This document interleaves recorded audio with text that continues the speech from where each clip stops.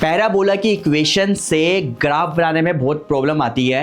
तो देखो, पैराबोला जो होता है बेसिकली आपके पास चार टाइप के होते हैं, ठीक है। तो पहला वाला है y square equal to 4ax, y square equal to minus 4ax, x square equal to 4ay and x square equal to minus 4ay।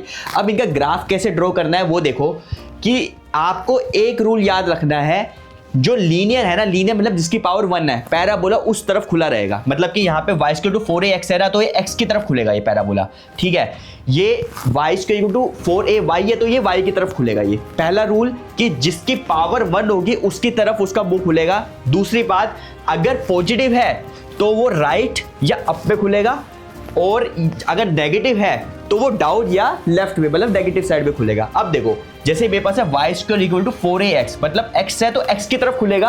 अब x की तरफ ऐसे भी खुल सकता है, ऐसे भी खुल सकता है, राइट में भी खुल सकता है, लेफ्ट में भी खुल सकता है, बट पॉजिटिव है तो ये राइट की तरफ खुलेगा, ऐसा। This is the graph of this, okay. y square to minus 4ax है तो ये x की तरफ खुलेगा, x की तरफ ऐसे भी खुल सकता है और ऐसे भी खुल सकता है, बिकॉज यहाँ पे माइनस है तो ये नेगेटिव साइड में खुलेगा, यहाँ पे ये चीज, ओके। अब आ जाओ इसमें x square to 4ay।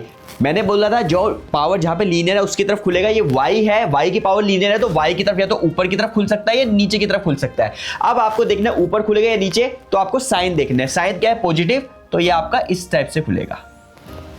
x square to minus 4ay, linear आपका y है तो मतलब y की तरफ खुलेगा, और y आपका नेगेटिव में है तो ये ऊपर की तरफ ना होकर ये नीचे की तरफ से ऐसे खुलेगा। तो आई होप कि अब आपको ये याद रहेगा।